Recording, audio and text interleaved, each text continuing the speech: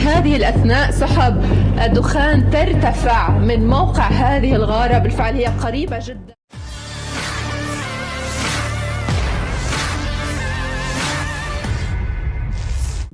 Pertempuran di wilayah Timur Tengah masih terus berlanjut. Selain semakin menggila dalam meluncurkan serangan mematikannya, pasukan pertahanan Israel atau IDF juga semakin memperluas area perangnya. Baru-baru ini beredar sebuah video di media sosial Telegram pada Jumat 1 November 2024.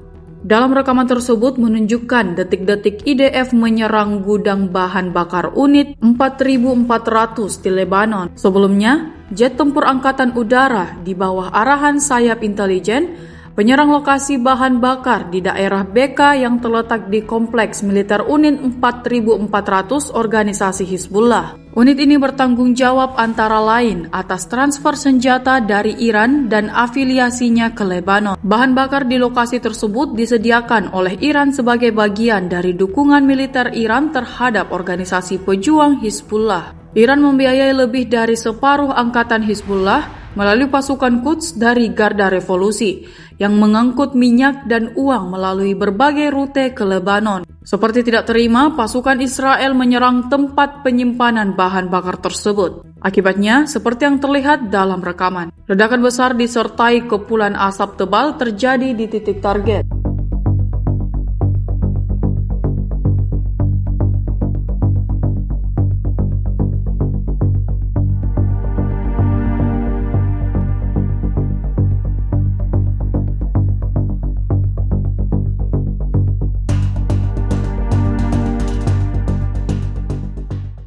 Download Tribun X sekarang, menghadirkan lokal menjadi Indonesia.